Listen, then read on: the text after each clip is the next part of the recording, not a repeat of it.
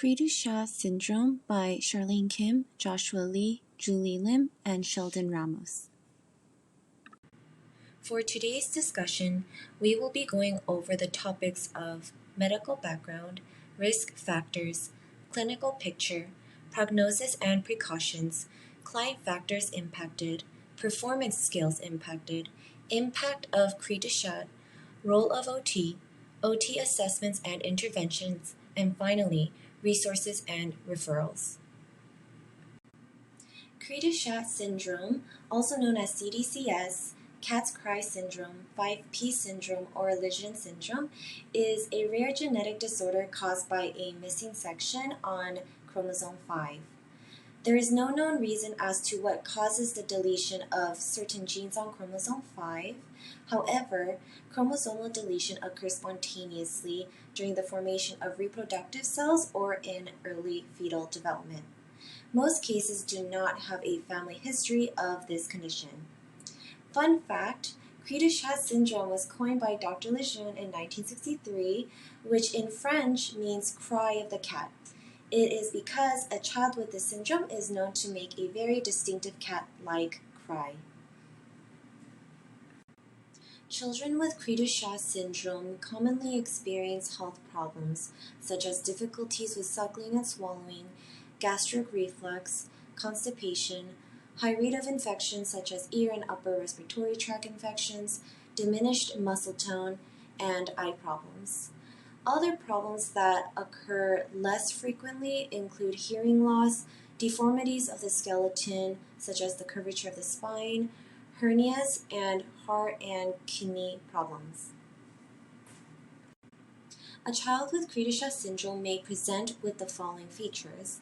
This can include the high-pitched cat-like cry, low birth rate, microcephaly, a round face, a broad flattened bridge of the nose, hypertelorism. They could also have downwardly slanting eyelid folds, vertical skin folds that may cover the eye's inner corners. They could also have abnormalities of the palate, such as an unusually narrow and high palate. They could also have an abnormally small jaw, improper alignment of the upper and lower teeth, and finally malformations of the ears. Here is an example of the clinical picture of two children with the syndrome. As you can see in both pictures, the children present with a rounder face, a smaller head. They also have a flattened nose bridge with eyes spaced wide apart and downward slanting eyelids. They may also have other features known to this syndrome, but these cannot be depicted in this photo. For the overall prognosis, the survival of children with this syndrome is generally good. Most syndrome-related deaths would occur within the first year of life. So for most children with Cri Du Chat who reach age 1, they'll generally have a normal life expectancy. However, these children will also most likely face many lifelong physical and developmental complications. Due to the symptoms of Cri Du Chat, many occupations can be affected. ADLs such as toileting and dressing are delayed due to low muscle tone and ID or intellectual disability. Rest and sleep are often disrupted as many children have behavioral issues that affect the quality of sleep. Play is affected due to low object-directed behaviors or ideation and high distractibility. Education can be restricted again by ID and may struggle to keep up due to delayed motor skills. And social participation is often affected due to the behaviors often seen in Cri Du Chat children, which include aggression and hyperactivity. The precautions to consider in children with Cri Du Chat syndrome include their ear, nose, and throat. Their laryngeal structure could be malformed and floppy. This can block their airway. Therefore, it's important to not have them do strenuous activities, as well as allow them to have frequent rest breaks in between activities. They may be present with laryngeal cleft. This could lead to swallowing issues. They may be present with trachea issues. This could lead to breathing problems. It's important to consider their mouth. They may have eating and swallowing issues. In the mouth region, they may be present with a cleft lip, a cleft palate, a small jaw, crowding of teeth, and an overbite. Other precautions to consider are their heart and lungs. Again, it's important for them to avoid strenuous activity. Consider their gastroenterology. They may suffer from reflux, gagging, vomiting, and constipation. They may have eating and swallowing issues. Consider their extremities. They may have blue hands from poor circulation. Therefore, it's important to be careful when working on grasp. Consider their feet. They may have pronation issues. They may need orthotics to assist their ankles and maintain good posture. They have low muscle tone, so it's important to be careful overall for gross motor movements. They will tire very easily. Children with Cri Du Chat syndrome, the various client factors that are impacted include the musculoskeletal system. This is in the form of having hypotonia, having short height, as well as scoliosis. Other factors include hearing and vision impairments, developmental delays. That includes having an intellectual disability, intrauterine growth delay. Other factors include behavioral problems such as sleeplessness, hyperactivity, aggression, and tantrums. Other factors include respiratory issues, digestive difficulties, and congenital heart disease. The client factors that are impacted include the musculoskeletal system. They have hearing and vision impairments. They'll have developmental delays. They'll have behavioral problems, respiratory issues, digestive difficulties, and congenital heart disease. The performance skills that are impacted in the area of processing skills include paces, handles, uses, and sequences, searches, gathers, organizes, restores, navigates, notices, and response. The performance skills impacted in the area of social interaction skills include the ability to produce speech, gesticulate, speak fluently, turn toward, look, sequence, searches, gathers, organizes, restores, navigates, notices, and response. Children with Cri Du Chat may have low muscle tone, which will impact their gross and fine motor coordination.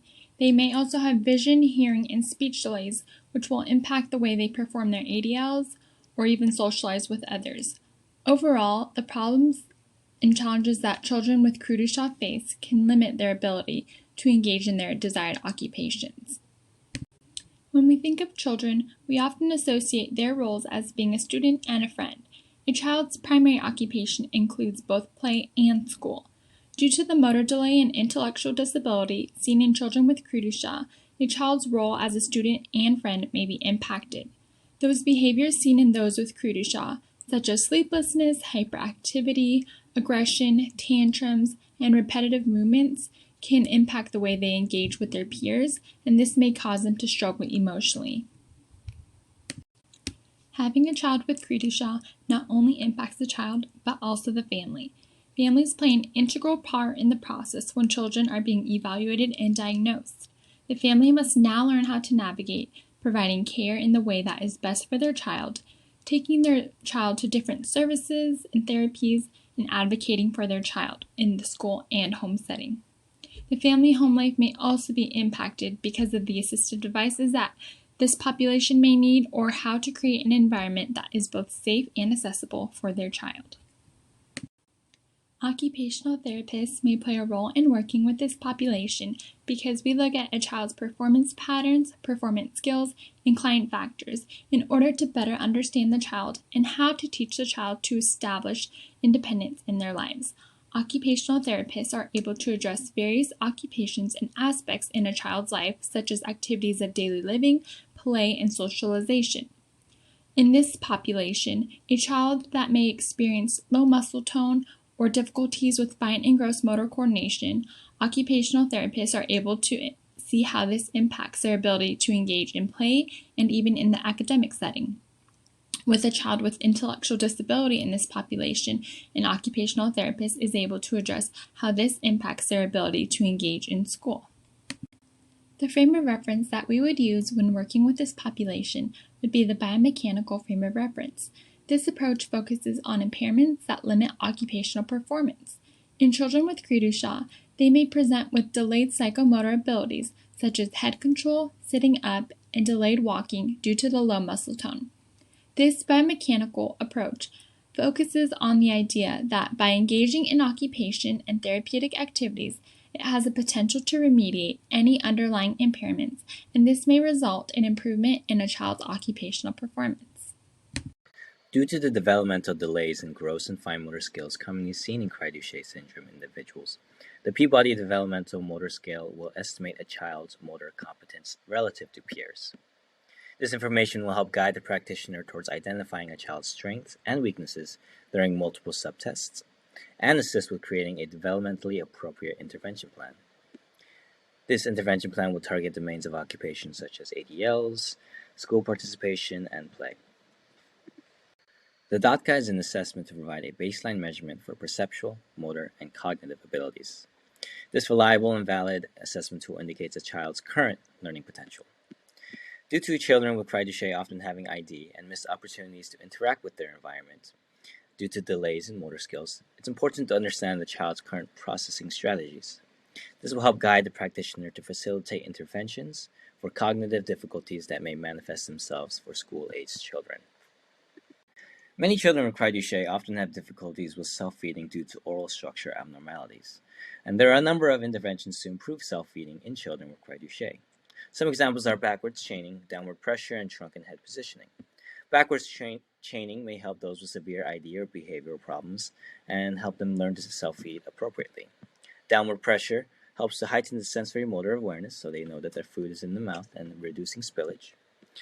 And due to oral motor movements for feeding being supported by overall gross motor control and stability, it's important for the child to have proper positioning for proximal support to assist distal movement and control. Many children with Cri Du Chat are also nonverbal, so it's important to educate the proper use of assistive technology, such as communication devices.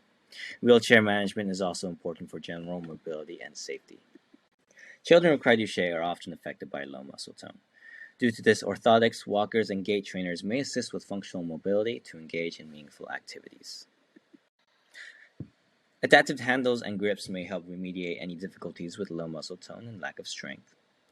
And due to Cri Du Chat children, again, often being nonverbal, communication aids is an important technology to utilize to help express themselves. And finally, wheelchairs may help with functional ambulation due to low muscle tone and general fatigue. She's never done this before. This is the first time. Yeah. Showing up. So walking, definitely they said she may never walk. They're very clear to not say she won't. We learned from Cri Du Chat, if a child's going to walk, the average age is 3 to 4. We have this amazing team of dedicated women who just kept trying. The physical therapist we credit everything with of powering through and forcing her to do it, even though she would scream and cry. I like that walking, Jordan. The amount of things that happened in this house to make it happen is so emotional, and I'm so appreciative of them. And the walker in our house was scary. We took it on a plane. People start to look at you and oh, here's a child who might have special needs, so we have to start adapting ourselves. We thought she would like it because it would be mobility and she was upright, but she despised the walker. One more step.